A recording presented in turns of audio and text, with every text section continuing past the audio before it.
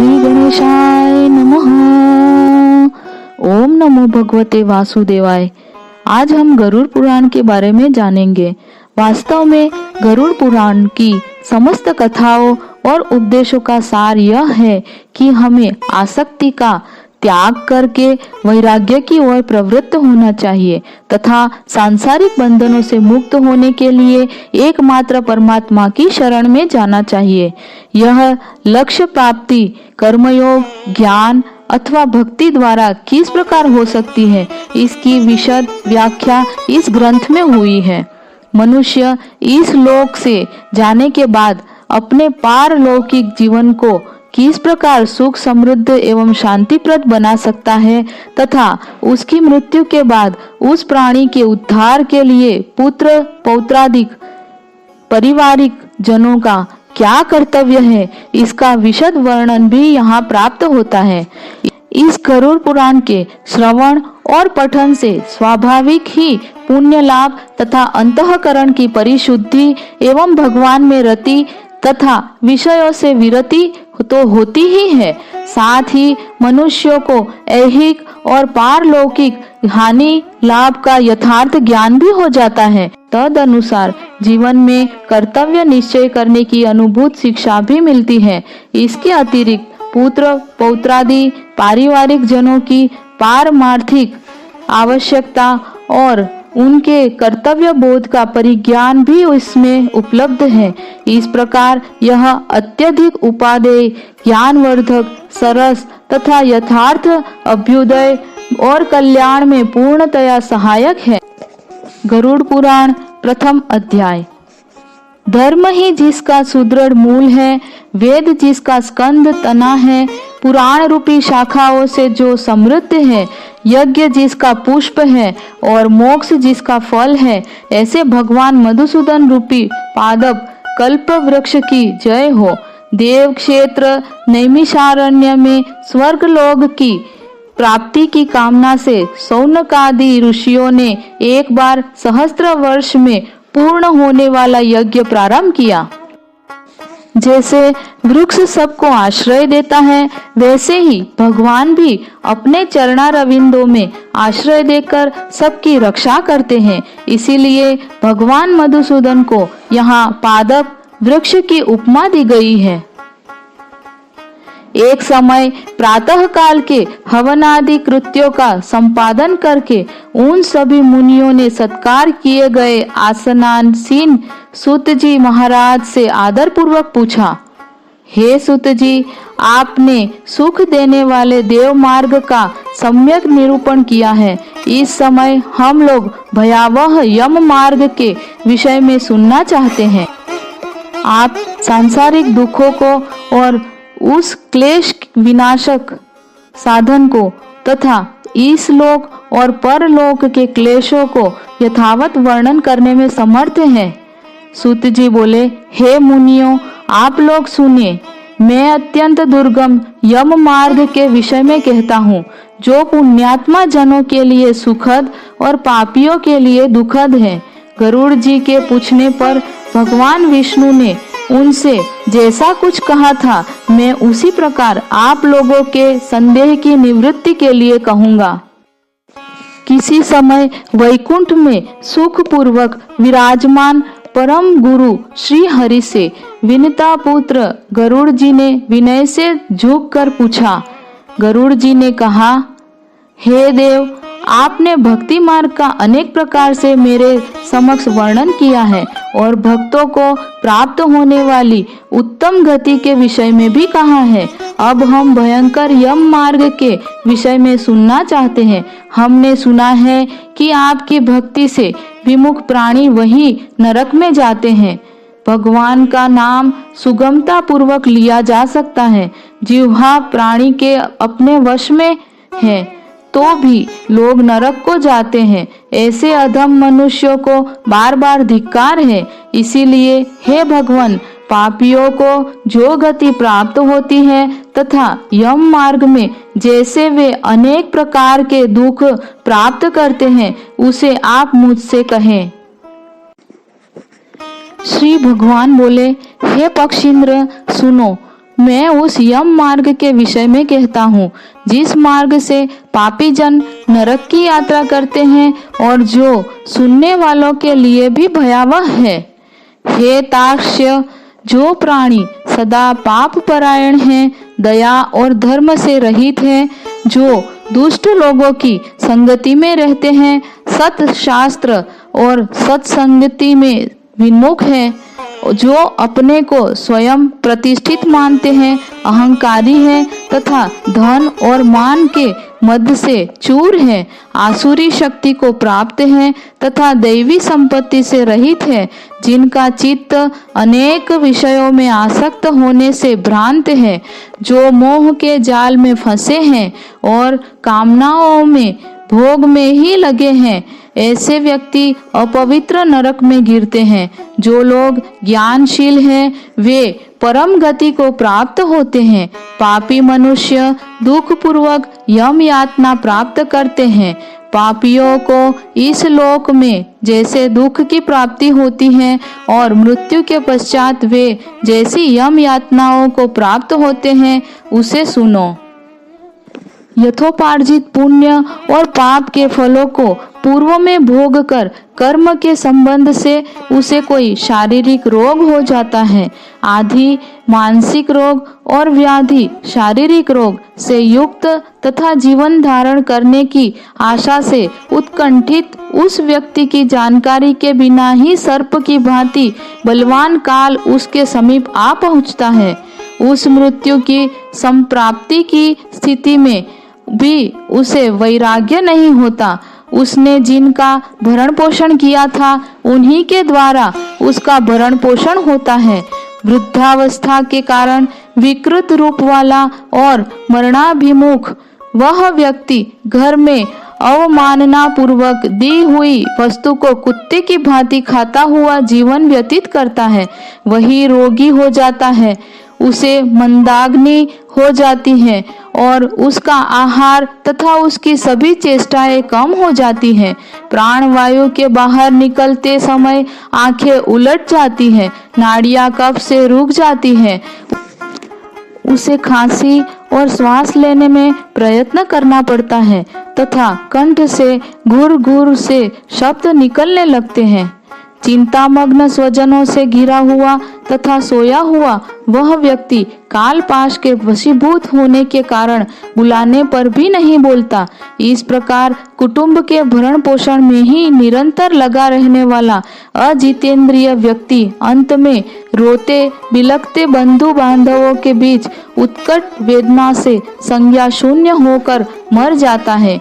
हे गरुड़, उस अंतिम क्षण में प्राणी को व्यापक दिव्य दृष्टि प्राप्त हो जाती है, जिससे वह लोक परलोक को एकत्र देखने लगता है। अतः चकित होकर वह कुछ भी कहना नहीं चाहता। यमदूतों के समीप आने पर सभी इंद्रियां विकल हो जाती हैं, चेतना जड़ीभूत हो जाती है और प्राण चलायमान हो जाते हैं। आतुर काल में प्राणवायु के अपने स्थान से चल देने पर एक क्षण भी एक कल्प के समान प्रतीत होता है और 100 बिच्छुओं के डंक मारने से जैसी पीड़ा होती है वैसी पीड़ा का उस समय उसे अनुभव होने लगता है। वह मरणासन्न व्यक्ति फैन उगलने लगता है और उसका मुख लार से भर जाता है।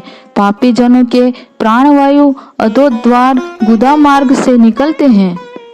उस समय दोनों हाथों में पाश और दंड धारण किए नग्न दांतों को कटकटाते हुए क्रोधपूर्वक नेत्र वाले यम के 2 भयंकर दूत समीप में आते हैं। उनके केश ऊपर की ओर उठते हुए होते हैं। वे कौवे के समान काले होते हैं और टेढ़े मुख वाले होते हैं तथा उनके नख आयुध की भांति होते हैं। उन्हें देखकर भयभीत हृदय वाला वह मरणासन्न प्राणी मलमूत्र का विसर्जन करने लगता है।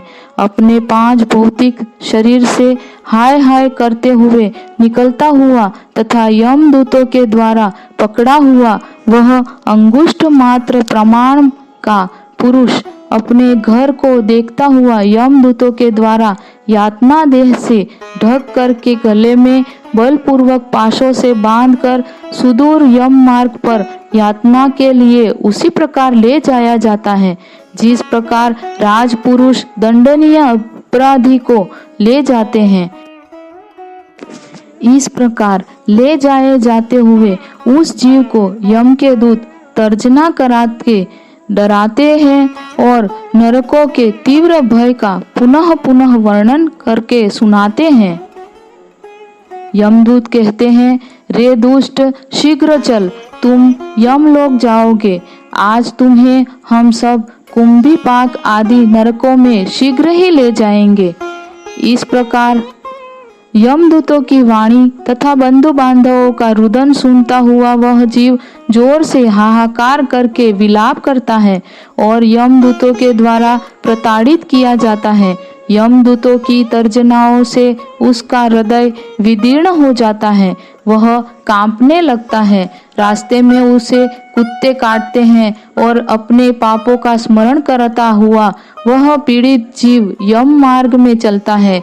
भूख और प्यास से पीड़ित होकर सूर्य, दावाग्नि एवं वायु के झोंकों से संतप्त होते हुए और यमदूतों के द्वारा पीठ पर कोड़ों से पीटे जाते हुए उस जीव को तपी हुई बालुका से पूर्ण तथा विश्राम रहित और जल रहित मार्ग पर असमर्थ होते हुए भी बड़ी कठिनाई से चलना पड़ता है।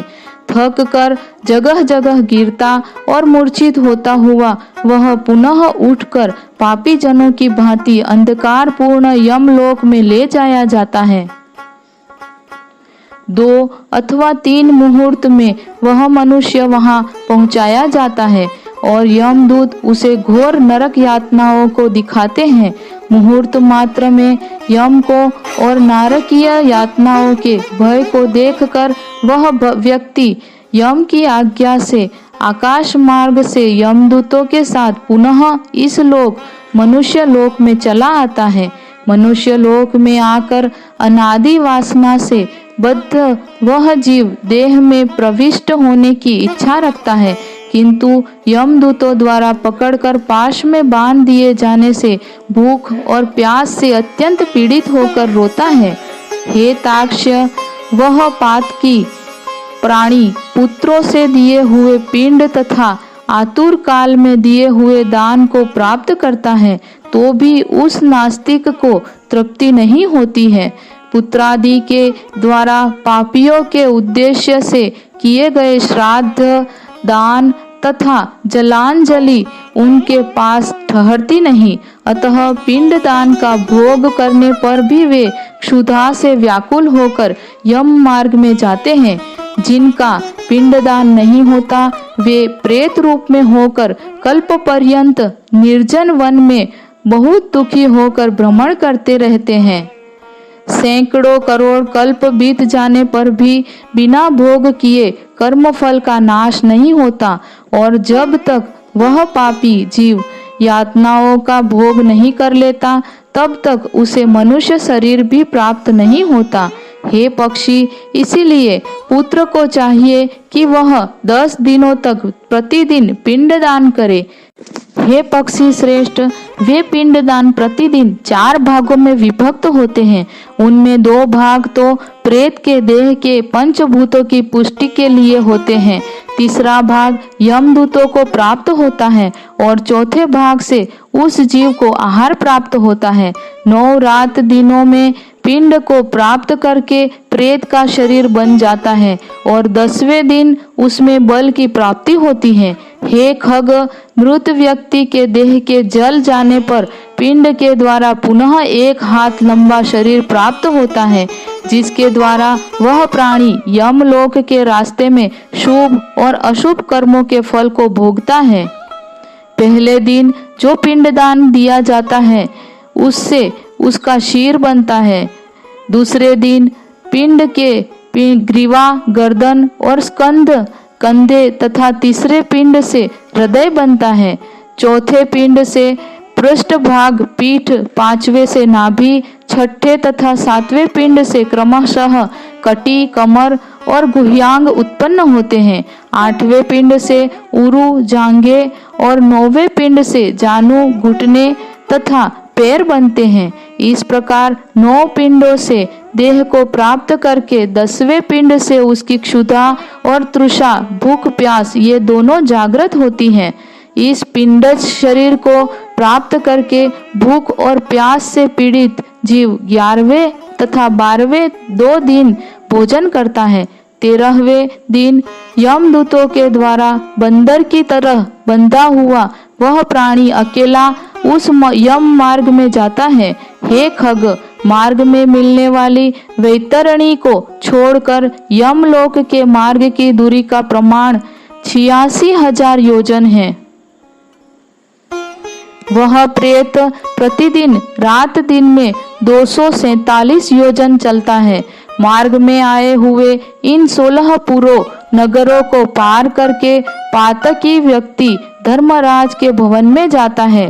सौम्यपुर, सौरीपुर, नागेंद्र भवन, गंधर्वपुर, शैलागम, कौंचपुर, क्रूरपुर, विचित्र भवन, बहवाद पदपुर, दुखदपुर, नानाक्रंदपुर, सुतप्त भवन, रौद्रपुर, पयोवर्षणपुर, सीताड्यपुर तथा बहुभीतिपुर को पार करके इनके आगे यमपुरी के धर्मराज का भवन स्थित है। यमराज के दूतों के पाशों से बंधा हुआ पापी जीव रास्ते भर हाहाकार करता रोता हुआ अपने घर को छोड़ करके यमपुरी को जाता है। इसी प्रकार गरुड़ पुराण के अंतर्गत पापियों के इस लोक तथा परलोक के दुख का निरूपण। अतः गरुड़ पुराण प्रथम अध्याय। ओम नमो भगवते वासुदेवाय।